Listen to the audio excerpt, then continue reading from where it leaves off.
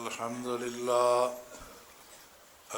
لله وكفى وسلام على عباده الذين اصطفى أما بعد فأعوذ بالله من الشيطان الرجيم بسم الله الرحمن الرحيم يا أيها الذين آمنوا كتب عليكم الصيام كما كتب على الذين من قبلكم لعلكم تتقون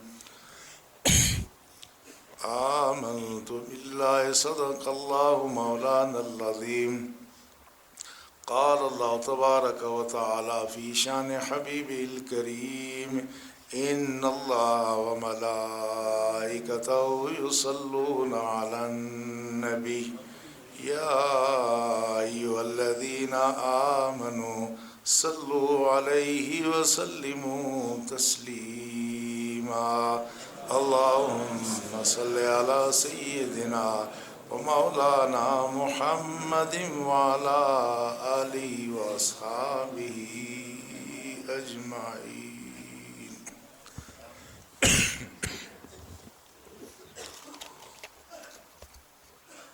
لائق احترام و اکرام برادران اسلام،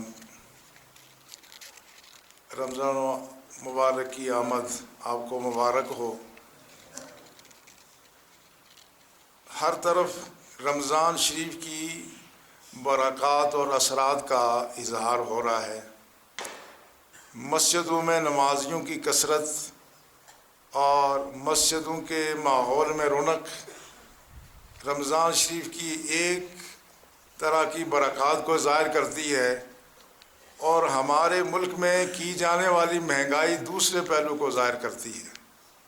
ہر شخص اپنے مقدر کے مطابق اپنا حصہ لے رہا ہے. اللہ ہمیں توفیق عطا فرمائے کہ ان لمحات سے ہم بھرپور استفادہ کر سکیں.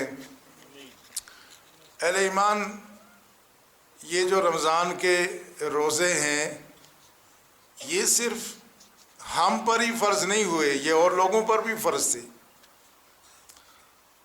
اور قرآن حکیم میں اس کا تذکرہ جہاں فرضیت کا ہے وہاں اس کی تاریخ بھی بیان کی گئی ہے.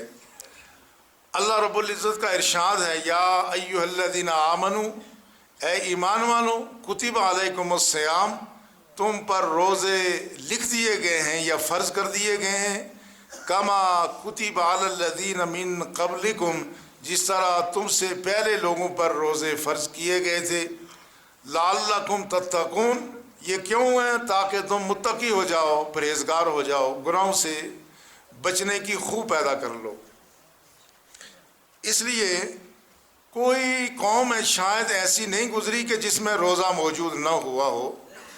یہ قرآن حکیم کا ایک اور اعجاز اور قرآن حکیم کا ایک اور امتیاز ہے کہ اللہ جل شانہ نے صرف اس ہمارے جہان سے متعلق جو باتیں کی ہیں صرف وہی ایسی نہیں ہیں جو اس کے معجزے پر دلالت کرتی ہیں، بلکہ انسان کی سماجی زندگی، اس کی معاشرت اور اس کی تاریخ سے متعلق قرآن حکیم نے جو ارشادات فرمائے ہیں وہ اس زمانے کے لوگوں کو ہرگز معلوم نہ تھے.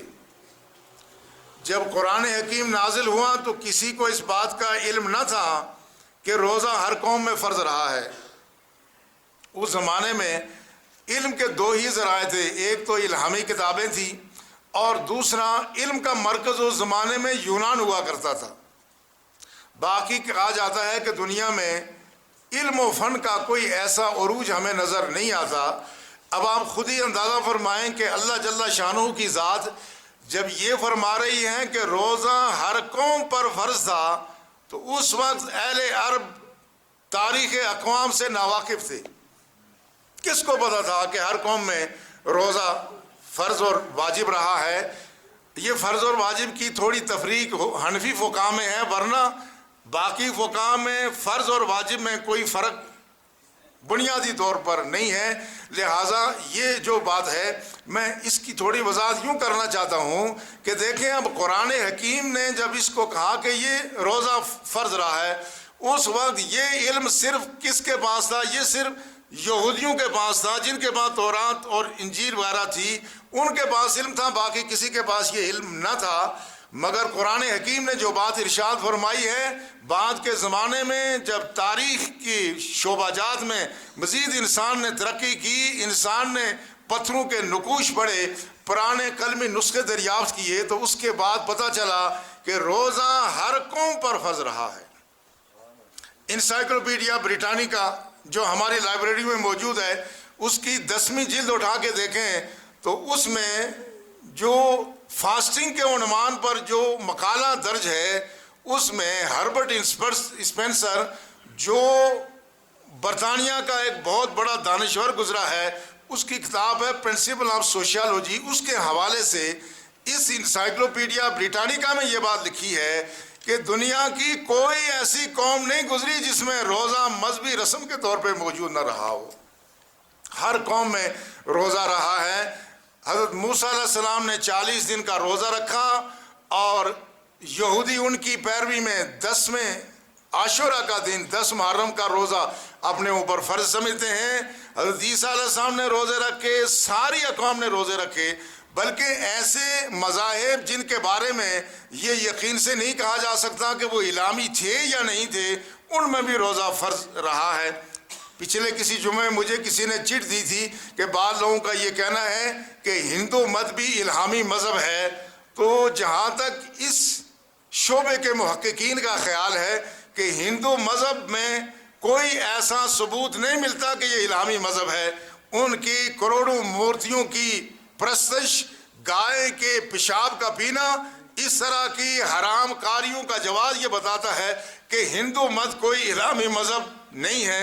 لیکن اس کے باوجود ہندوستان میں بھی برت کے نام سے، وہ روزے کو برت کہتے ہیں، برت کے نام سے وہ بھی روزہ رکھتے ہیں، بلکہ ان کے جو جوگی ہیں وہ 40 دن کا روزہ رکھتے ہیں۔ اب 40 دن کے روزے سے ہی پتہ چلتا ہے کہ ہندو دھرم کوئی الہامی مذہب نہیں ہے، ورنہ اسلام دین فطرت ہے۔ اس نے وہی وقت رکھا ہے جو انسانی طبیعت پر بھی گراں نہیں گزرتا، اس کے جسمانی صحت کے لیے مضر نہیں ہے، اور روحانی ارتقاء کا بھی ذریعہ ہے۔ اس لیے اہل ایمان ہر زمانے میں روزہ فرض رہا ہے۔ اس سے یہ معلوم ہوتا ہے کہ اللہ جل شانہ جس نے انسان کو تخلیق فرمایا، اس نے جہاں انسان کی تخلیق سے پہلے وہ ساری چیزیں فراہم کی۔ آج ہماری جو خوراک ہمیں آج میسر ہے، یا ابتدائی زمانے میں حضرت آدم علیہ السلام کے زمانے میں جو خوراک میسر تھی، اللہ نے پہلے ہماری جسمانی خوراک کا انتظام کیا، پھر آدم کو تخلیق فرمایا۔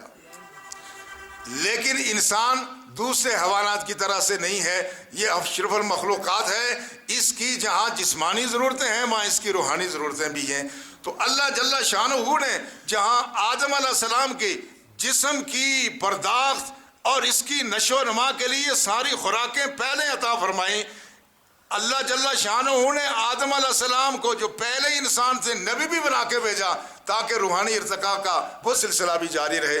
ورنہ آدم علیہ السلام اگر وہ صرف بنی نوع انسان کے باپ ہی ہوتے، وہ اگر نبی نہ ہوتے تو وہ ہدایت کے نور سے محروم ہوتے، تو گویا جو پہلا انسان تھا وہ اپنی جسمانی ضرورتیں پوری کرتا مگر اپنی روحانی ضرورتیں پوری نہیں کر سکتا تھا۔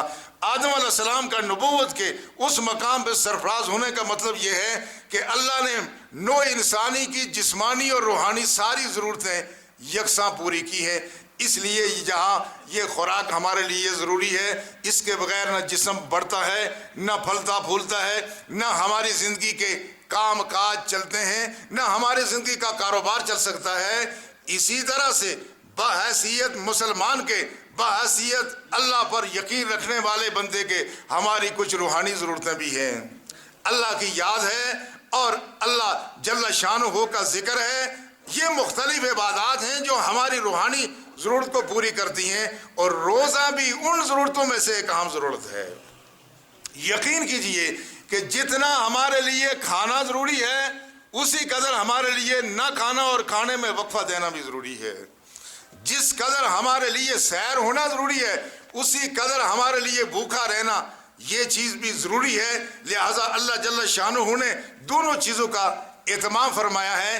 اس لیے روحانیت کی دنیا میں ہمارا بھوکا رہنا یہ بہت سود مند ہوتا ہے. اس لیے رسول اللہ صلی اللہ علیہ وسلم سے پوچھا گیا یا رسول اللہ افضل ترین شخص کون ہے؟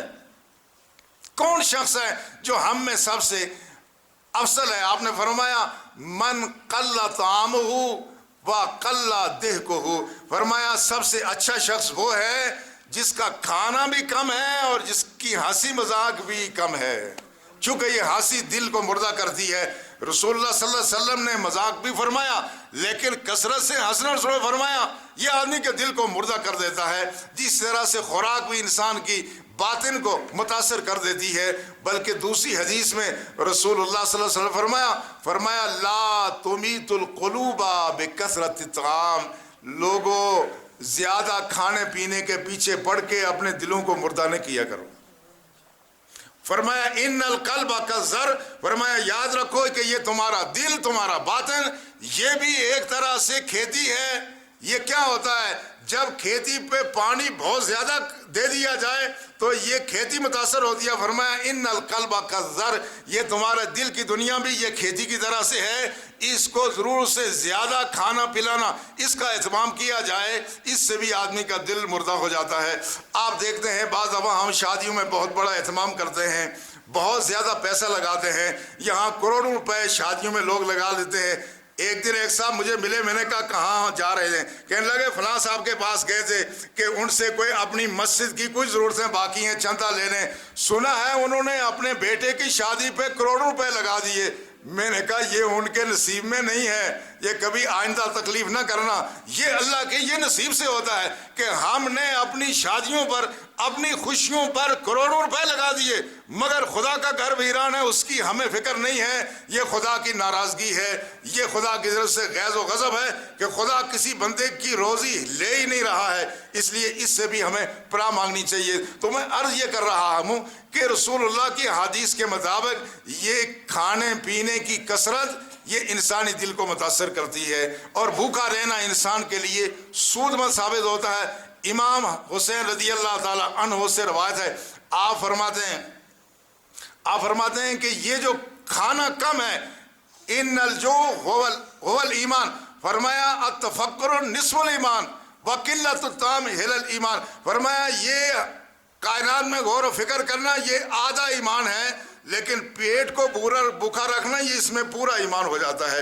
یعنی آدمی کے جب پیٹ خالی ہوتا ہے اور اس کی کیفیات تبدیل ہوتی ہیں اور اس پر روحانی ارتقاء کا سلسلہ شروع ہوتا ہے. اگر یہ بات نہ ہوتی تو رسول اللہ صلی اللہ علیہ وسلم پر جب غار حرا میں وحی نازل ہوئی اللہ کے رسول اس پر روزے سے تھے. حضرت موسیٰ علیہ السلام جب کوہ طور پر گئے اور لوح محفوظ سے جب وہ کتاب ان کو ملنی تھی جو اللہ جل شانہ نے ان کو عطا فرمائی تورات تو حضرت موسیٰ علیہ السلام 40 دن تک مسلسل کوہ طور پر روزے کی حالت میں رہے تاکہ ان کی روحانی ارتقاء میں اور اضافہ ہو جائے. حضرت عیسیٰ علیہ السلام نے 40 دن کے روزے رکھے پھر ان پر اللہ کا کلام القا ہوا. معلوم یہ ہوتا ہے کہ انبیاء کرام جن کے دل ہمیشہ وہ چمکتے ہیں جن کے دن ہمیشہ پاکیزہ ہیں وہ بھی روزے کے ذریعے سے اپنی روحانی ارتقاء حاصل کرتے ہیں. لہٰذا اہل ایمان جس دور میں ہم رہ رہے ہیں ہمارے لیے یہ تو اور بھی ضروری ہے. ہمارا جو سلسلہ ہے اصل تو یہ ہے کہ اب ہمارے ہاں ہمارا روحانی ارتقاء کا سلسلہ دن بہ دن بہت کمزور ہوتا جا رہا ہے. آج ہم دیکھیں تو ہمارا سارا زور ہمارے ظاہر پر ہے. ہمارا سارا زور ہمارے خوبصورت کھانوں پر ہے. ہمارا سارا زور ہمارے لباس پر ہے. ہمارا سارا زور ہمارے ڈرائنگ روم پر ہے. ہمارا سارا زور ہماری عمارتوں پہ ہے. ہماری خوبصورت لمبی لمبی گاڑیوں پر ہے. ایک طرف یہ صورتحال ہے دوسری طرف ہماری باطن کی دنیا ویران ہو رہی ہے. مجموعی طور پر کسی نے بڑا اچھا کہا تھا سوچو تو سلوٹوں سے بری ہے تمام روح. سوچو تو سلوٹوں سے بری ہے تمام روح. دیکھو تو ایک شکن نہیں لباس میں. سوچو تو سلوٹوں سے بری ہے تمام روح. دیکھو تو ایک شکن نہیں لباس میں. آج ہمارے لباس نفیس ہیں خوبصورت ہیں اجلے ہیں اور ہم عطر میں ہمارے جسم معطر ہے. ہم قیمتی پرفیوم لگا رہے ہیں مگر سچ پوچھو تو اس کے اندر جو ہمارے دل کی دنیا ہے وہ ویران ہوتی جا رہی ہے. ہم نے وہ زمانہ دیکھا. میں اپنی دادی کی بات کرتا ہوں, وہ ان کی ایک ستن ہوتی تھی. ستن تجھے پرانے بزرگ ہے پتا, ستن کس طرح 18 گز 20 گز 22 گز کی, وہ اس طرح مروڑنے سے اس طرح مراڑ کے اس تو بعد کنیاں بھی بانے ہونے سے, تو جس وقت لائیں تو شکنا ہی شکنا, ہر طرف شکن تھی. آج دیکھو لباس کیسا ہے. آج ہماری جو خواتین جو لباس پہنتی ہیں اس میں شکن کی تو گنجائش ہی کوئی نہیں ہے. یہ جو آج کل ہمارے ہاں کیپری اور یہ پتلون اور پاجامے آ گئے ہیں, اس میں تو شکن پڑتی ہی نہیں ہے. مگر دیکھو ہم سمجھتے ہیں ہماری وہ شکن والی ستنے پہنے والی ہماری مائیں, ان کی عظمت پر ہم قربان جائیں. ان کا ضمیر صاف, ان کا دل صاف, ان کا ذہن صاف, ان کا کردار صاف, ان کا اخلاق صاف ہوتا تھا. آج صورتحال بہت زیادہ تبدیل ہو چکی ہے. آج ہمارے لباس میں تو کیپری میں کوئی شکن نہیں ہے, لیکن ہمارے اندر بہت شکنے ہیں. ہمارے ایک ساتھی ہیں ہمارے اعجاز صاحب, انہوں نے ماشاءاللہ پورٹ میں مسجد بنائی ہے بڑی خوبصورتی سے, اور اس سے لگتا ہے کہ یہ مسجد سے محبت کرتے ہیں. خوبصورت مسجد بنائی. انہوں نے وہاں عورتوں کے لیے بھی الگ نماز کا اہتمام کیا ہے. لہٰذا اہل ایمان اس دور میں جہاں عورتیں دوسری ضروریات کے لیے گھر سے نکلتی ہیں, اگر مساجد میں الگ سے کوئی انتظام ہو جائے, پردے کے ساتھ ان کے واش روم الگ ہو, تو عورتوں کا مسجدوں میں نماز میں شریک ہونے میں کوئی امر مانے نہیں ہے, کوئی امر مانے نہیں ہے. یورپ میں نے دیکھا ہر مسجد میں خواتین بھی جاتی ہیں. تو لہٰذا لیکن میں ان سے عذرائے مذاق کر رہا تھا. میں نے کہا یہ جو خواتین کا حصہ ہے نا, اس میں ذرا کرسیاں رکھ لینا, اس میں کرسیاں رکھ لینا, کیونکہ ہماری خواتین جو پاجامے پہنتی ہیں, ایک پاجامے پہنی اگر نماز پڑھا آدمی تو تڑکار اٹھ لے. کوئی پاجامے پہن کے آدمی نماز نہیں پڑھ سکنا. لہٰذا ضروری ہے کہ ان کے لیے وہاں کرسیاں رکھ لینا تاکہ یہ کم از کم نماز تو پڑھ سکیں. اب دیکھو صورتحال کیا ہے, حالات کیسے تبدیل ہو گئے ہیں.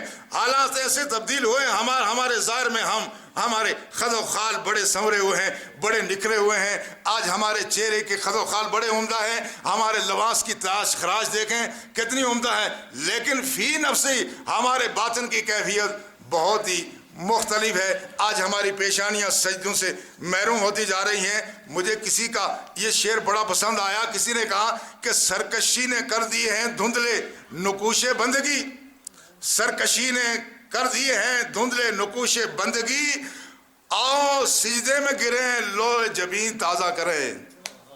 یہ ہماری سرکشی نے جو ہمارے ماتھے کا جو جھومر تھا, اور جو اقبال نے کہا تھا مثال ماں چمکتا تھا جس کا داغ سجود خرید لی ہے فرنگی نے وہ مسلمانی. وہ ہمارے ماتھوں پر جو پہلے داغ چمکتا تھا, سجدوں کا داغ چمکتا تھا, اب سرخیاں پاؤڈر کریمیں آ گئی ہیں, مگر وہ چمک نہیں ہے, وہ چیز باقی نہیں رہی ہے. اس لیے اہل ایمان مجموعی طور پر ہم زوال کی طرف جا رہے ہیں, مجموعی طور پر ہم برائی کی طرف زیادہ جا رہے ہیں, اور صورتحال یہاں تک پہنچ گئی ہے. آپ ذرا اندازہ کریں, یہ رمضان المبارک کا مہینہ جو ہے ہی سراپا صبر کا مہینہ, جو ہے ہی دوسروں کے غم بانٹنے کا مہینہ. رسول نے فرمایا ھذا شہر الصبر وَأَجْرُهُ الْجَنَّةُ. رسول نے فرمایا یہ صبر کا مہینہ ہے, وَھَذَا شَهْرُ الْمَوَاسَاتِ, یہ دکھ درد بانٹنے کا مہینہ ہے. آپ اندازہ کریں, ایک طرف تو صورتحال یہ ہے, یہ تو میں ایک طرف وہ لوگ ہیں جو دنیا داری دنیا پرستی کا شکار ہیں, ایک تو لوگ وہ ہیں جو دنیا دار ہیں جن کے نزدیک اب مذہبی اقدار کی کوئی اہمیت نہیں ہے, حلال و حرام کی کوئی اہمیت نہیں ہے, جن کے نزدیک پیسہ بنانا اور سمیٹنا وہ انسان کو پیسہ اکٹھا کرنے والی مشین سمجھتے ہیں. وہ تو ایک الگ طبقہ ہے, اور اس طبقے میں ہماری سرزمین میں بالخصوص اب جو دہریت آ گئی ہے, اس نے تو ایک ایسا زہر گھول دیا کہ اب وہ احساس گناہ ختم ہو رہا ہے.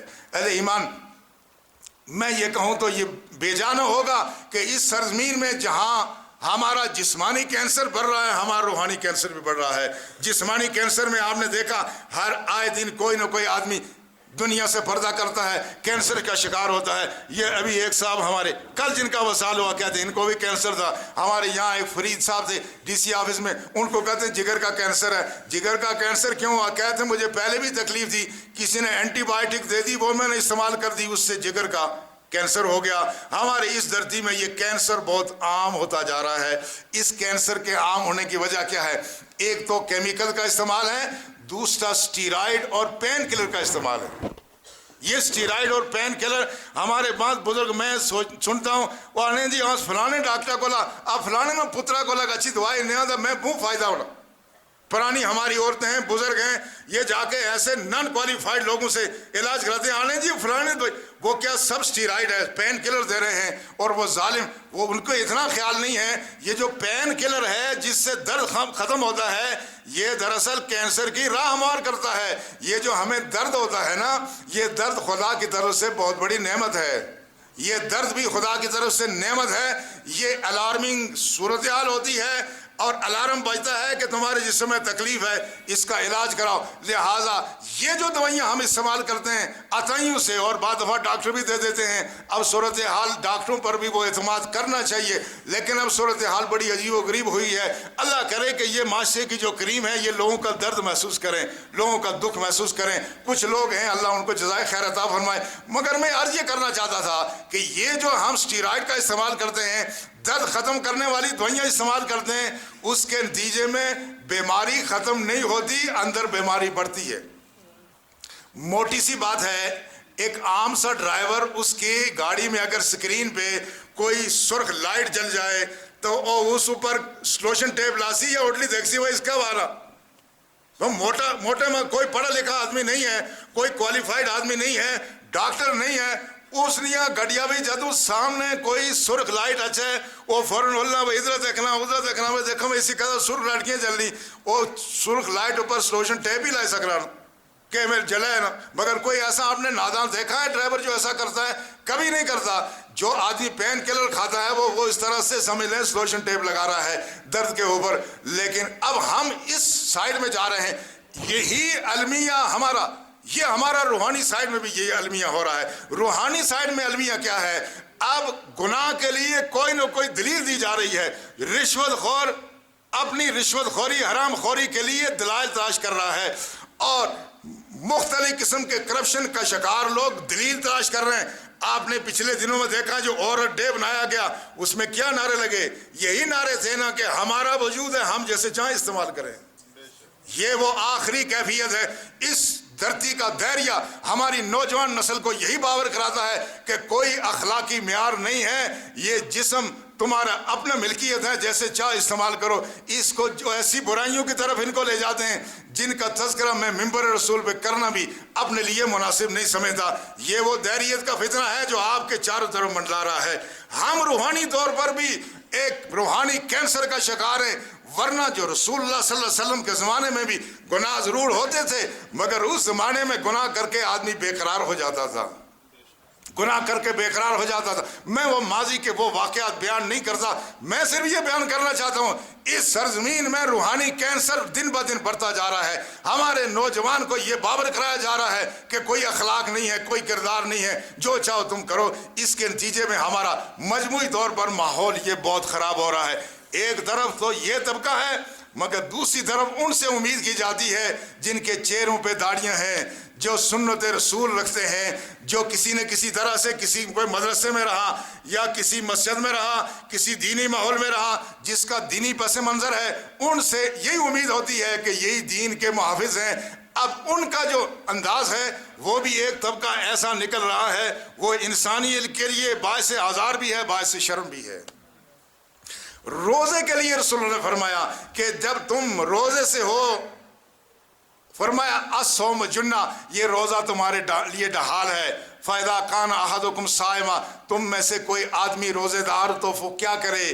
فَإِنْ صَابَهُ أَحَدٌ أَوْ قَاتَلَهُ قَالَ إِنِّي امْرُؤٌ صَائِمٌ فرمایا روزے دار خیال رکھنا اگر کوئی تم سے الجھے کوئی گالی بھی دے دے تم سے جھگڑا کرے تو تم نے واپس جھگڑا نہیں کرنا. کیا کہنا ہے؟ انی صائم میں تو روزے دار ہوں میں تو نہیں لڑ سکتا میں تو پرہیز میں ہوں. ایک آدمی کا بائی پاس آپریشن ہو اس سے کوئی آدمی لڑے تو وہ آستی نے چڑھا کے لڑے گا وہ ہمارا بائی پاس والا میں نے سے کھلنا سنگیا میں نے اس کھلنا چکے میں کہ والا بائی پاس تو جو مرضی کرنا میں تو کرنے یہی ہوگا نا. تو جو روزے دار ہے وہ سمجھتا ہے کہ میرا تو علاج چل رہا ہے. انٹینسیو کیئر میں خدا کی ذات نے اس وقت سارے ماحول کو تبدیل کیا ہے. اذا دخل رمضان جب رمضان داخل ہوتا ہے کیا ہوتا ہے؟ فتحت ابواب الجنہ وغلقت ابواب جہنم، جہنم کے دروازے بند، جنت کے دروازے کھول دیے اللہ نے۔ وفتحت ابواب الرحمہ، رحمت کے دروازے کھولیں، اللہ کی رحمت کی بدلیاں رمجیں برس رہی ہیں۔ تو پھر فرمایا، متفقت حدیث ہے، امام بخاری نے روایت کیا، امام مسلم نے روایت کیا کہ کوئی تم سے جھگڑے تو کیا کہنا، انی صائمن، میں نہیں جھگڑ سکتا، میں روزے سے ہوں۔ ایک طرف تعلیمات یہ ہیں، دوسری جو داتا دربار پر رمضان کے آمد پر جو خود کچھ دھماکہ ہوا، کیا یہ لوگ ہندو ہیں؟ کیا یہ لوگ کافر ہیں؟ کیا یہ لوگ کہیں باہر سے آئے ہیں؟ ان کا پس منظر کیا ہو سکتا ہے؟ آپ خود اس بات کو بہتر سمجھتے ہیں۔ تو اگر دین کا نام لینے والے لوگوں میں بھی ایسا رجحان اگر پنپ رہا ہے تو پھر یہ کینسر تو ایسا ہے، جو شخص دوسرے کا خون لے کر کے خوش ہوتا ہے، اپنی جان کو بھی داؤ پہ لگاتا ہے، اس سے زیادہ خون خوار انسان کون ہو سکتا ہے؟ اس لیے اہل ایمان، حقیقت یہ ہے کہ مجموعی طور پر ہمارا ماحول ایسا ہے کہ ہر طرف خرابی ہے، مگر اللہ جل شانہ نے اس سب چیز کے باوجود ایسا انتظام فرمایا ہے کہ اہل ایمان حالت اعتدال پر آ جائیں۔ اب یوں سمجھ لیں کہ جو ہماری جسمانی ضرورتیں تھیں، کچھ ہماری روحانی ضرورتیں تھیں، یہ جو 11 مہینے گزرے، میں سب کی بات نہیں کرتا، لیکن اچھے خاصے لوگ ایسے ہیں جنہوں نے اپنے جسمانی ضرورت سے زیادہ خوراک حاصل کی اور اس کو صحیح طور پر ہضم نہیں کیا، اور ہم میں سے ایسے شاید کروڑوں میں ہوں گے جنہوں نے اپنی روحانی خوراک پوری حاصل نہیں کی ہے۔ تو وہ مسلمان کی خوراک کیا ہے؟ مسلمان کی خوراک یہ ہے کہ پنجگانہ نمازیں ہیں، کم از کم 5 وقت کی آدمی نماز پڑھے، یہ کم سے کم خوراک ہے۔ کلام اللہ شریف کی آدمی تلاوت کرے، یہ کم سے کم خوراک ہے، اور اس کے بعد ذکر اذکار کرے، کوئی صدقہ خیرات کرے، زکوٰۃ دے، یہ کم سے کم خوراک ہے۔ زیادہ اعلیٰ خوراک کی بات میں نہیں کرتا، وہ تو بات آگے کی ہے، اور ساتھ ہی ساتھ پرہیز بھی ہے۔ آدمی کوئی ایسی چیز نہ لے کہ جس کی وجہ سے اس کی نمازوں کے اثرات زائل ہوں، حرام سے آدمی بچے، لوگوں کی ایذا سے بچے، لوگوں کو تکلیف دینے سے بچے، جو ذمہ داریاں ہیں وہ ادا کرے۔ یہ ساری چیزیں اگر ہوں گی تو پھر اس صورت میں گویا ہم ایک متوازن معتدل انسان ہوں گے، مگر آپ دیکھیں یہ ایسا نہیں ہو رہا ہے، بلکہ اب عجیب سا تصور ہو گیا ہے۔ جو لوگ پنجگانہ نمازیں پڑھتے ہیں، ساتھ ہی ساتھ وہ ایسی برائیوں کا بھی شکار ہیں، ان کا احساس بھی نہیں ہے۔ مجھے ایک صاحب نے بتایا، انہوں نے پولیس کا محکمہ چھوڑا، انہوں نے کہا پولیس کا محکمہ اس لیے چھوڑا کہ میرے ایک سینئر انسپیکٹر تھے اور وہ رمضان کے مہینے میں وہ تلاوت کر رہے تھے، تو رشوت ہی نہیں، کوئی بندہ آیا تھا، انہوں نے اشارہ کیا کہ میں قرآن پڑھنا ہے، جنہ میں نے سننا ماڑے مسلے ڈا کشور، میں جنہ قرآن شریف پڑھنا ہے، رمضان نہ مہینہ ہے، میں انہیں نہیں سکنا مسلے ڈا۔ تو جو آدمی دیکھ رہا تھا اس نے کہا میں اس محکمے میں نوکری نہیں کرتا جہاں یہ ماحول ہے، ایک آدمی قرآن بھی پڑھ رہا ہے، ظالم نماز بھی پڑھ رہا ہے، مگر شاید رشوت بھی مسلے کے اسی مسلے کے نیچے جس طرح خدا کے سامنے جھکتا ہے۔ یہ وہ تضاد ہے جس کے ذریعے سے ہمارے ہاں کوئی بڑی تبدیلی واقع نہیں ہو سکتی، لیکن اللہ نے ایک نظام ایسا دیا ہے، وہ ایسا نظام ہے جس کے ذریعے سے اگر ہم اس نظام میں ڈلنے کی کوشش کریں تو ہم نے جو اضافی خوراک لے کر کے اپنے آپ کو بیماریوں کا شکار کیا ہوا ہے، جسمانی لحاظ سے اور روحانی لحاظ سے جو مطلوبہ خوراک ہم حاصل نہیں کر سکے، وہ خوراک اب ہم اگر حاصل کریں تو ہم پھر اعتدال اور توازن پر آ جائیں گے۔ آپ ذرا خود ہی اندازہ کریں، جو ہی رمضان کا مہینہ آتا ہے تو وہ لوگ جو پہلے فرض نمازیں نہیں پڑھتے تھے وہ اب تراویحیں بھی نہیں چھوڑتے۔ یہ کوئی برکت ہے، کوئی نظام ہے نا، جس کی وجہ سے جو شخص فرض نمازیں نہیں پڑھتا تھا وہ اب تراویح بھی پڑھتا ہے، لیکن وہ اس غلط فہمی کا شکار نہ ہو۔ لوگ کہتے ہیں جی تبدیلی نہیں آتی، پھر جب رمضان 15 رمضان تک مسجدیں بھری ہوتی ہیں، اس کے بعد خالی ہونے شروع ہو جاتی ہیں، عید کے بعد وہ جو تراویح پڑھتے تھے، جو اضافی عبادت کرتے تھے، وہ عید کے بعد مسجد میں نظر نہیں آتے۔ تو اس کی وجہ کیا ہے؟ اس کی وجہ وہ اندر کی بیماری ہے۔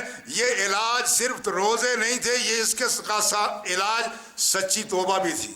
جو شخص سچی توبہ کر لے، میں خدا کی عظمت کی قسم کھا کے یہ کہہ سکتا ہوں، جو بے نمازی شخص رمضان میں یہ عہد کر لے کہ اس کے بعد میں نے نماز نہیں چھوڑنی ہے، اس کے بعد وہ خدا کے سامنے جھکے، اس کے بعد وہ دیکھ لے رمضان کی برکات کیسے نازل ہوتی ہیں۔ ایسا شخص جو حرام کھاتا تھا وہ رمضان میں یہ خدا سے عہد کر لے کہ اس کے بعد حرام نہیں کھاؤں گا، وہ دیکھیں اس کی روحانیت میں کیسے باہر آتی ہے. جو شخص کسی کی دل آزاری کرتا تھا, تکلیف پہنچاتا تھا, وہ عہد کر لے کہ آئندہ کسی کو تکلیف نہیں دوں گا, اس کی روحانیت میں باہر آ سکتی ہے. یہ عہد کرنا ضروری ہے. لیکن مجموعی طور پر آپ دیکھیں کہ تو پھر ماحول کیسے بن گیا. پہلے ہماری زندگی کا 24 گھنٹے میں سے شاید 1 گھنٹہ بھی عبادت میں نہیں گزرتا تھا. اب 24 گھنٹوں میں سے 1 منٹ بھی عبادت سے خالی نہیں ہے. آپ ذرا اندازہ کریں, 24 گھنٹوں میں سے 1 منٹ 1 سیکنڈ بھی عبادت سے خالی نہیں ہے. صبح آپ اٹھے سحری کے لیے, پہلے آپ ناشتہ کرتے تھے. ناشتہ کرنا مباح تھا, نہ فرض تھا, نہ واجب تھا, نہ اس پر کوئی ثواب تھا. لیکن جو سحری آپ نے کی, جب آپ سحری کے وقت اٹھتے ہیں, رسول نے فرمایا ان اللہ وملائکتہ یصلون علی المتسحرین, فرمایا یہ سحری کرنے والے لوگ جب سحری کے لیے اٹھتے ہیں, اللہ کی ذات اپنی رحمتیں نازل کرتی ہے, فرشتے ان کے لیے دعائیں کرتے ہیں. تو ہمارا سحری کا کھانا, سحری کا کھایا ہو وہ خوراک ہمارے لیے عبادت ہے. اس کے بعد جو ہم تسلسل کے ساتھ حالت صیام میں ہیں, روزے کی حالت میں ہیں, ہمارا ایک ایک لمحہ عبادت میں گزر رہا ہے اللہ کے فضل و احسان سے. پھر ہماری ظہر کی نماز بھی شاذ و نادر کوئی آدمی قضا کرتا ہوگا. عصر ہو گئی, مغرب ہے, عشاء ہے, اس کے بعد صلاۃ التراویح ہے. یہ بھی آپ تسلسل تو آپ دیکھیں آپ کی زندگی کا ایک ایک لمحہ وہ عبادت میں گزر رہا ہے. مگر اب ایک صورتحال اور بڑی تکلیف دہ ہے. آج ہمارے اکثر نوجوان ہم دیکھتے ہیں ہماری مسجدوں میں 8 رکعت نماز پڑھنے کے بعد تراویح کے بعد در در در در در در بار. اچھا پوچھا بھائی تُس نے کہا بھیا 8 رکعت, بھائی کیا آخر اس کی کوئی دلیل تمہیں معلوم ہے؟ یہ 8 رکعت کیسے, کوئی پتہ نہیں ہے. لیکن وہ سہولتوں کی تلاش. اب خدا کے ساتھ چالاکی نہ کرو. خدا کے ساتھ یہ چالاکی نہیں ہو سکتی کہ تم خدا کو ٹرکاؤ کہ اس سے آگے کہ جی اب میں سے سنیا سا کہ تراویحیں 8 ہوئی ہیں, اس کا لاز نکلی ایسے. یہ خدا کے ساتھ یہ دھوکہ ہے, اپنے نفس کے ساتھ دھوکہ ہے. یہ ایسی بات نہیں ہے. میں اس بات کو واضح کرنا چاہتا ہوں کہ یہ جو تراویح کی نماز ہے, یہ تراویح کی نماز جب رسول اللہ صلی اللہ علیہ وسلم نے تراویح کی نماز ادا کی, اپنے گھر میں 3 دن ادا کی, اس کے بعد سرکار باہر تشریف نہیں لائے. چوتھے دن پھر باہر تشریف لائے تو دیکھا مسجد نبوی شریف میں کچھ لوگ ابی بن کعب کے پیچھے نماز پڑھ رہے ہیں اور کچھ اکیلے پڑھ رہے ہیں. تو رسول نے فرمایا تم نے جو بھی کیا تم نے اچھا کیا, تم اچھا کر رہے ہو.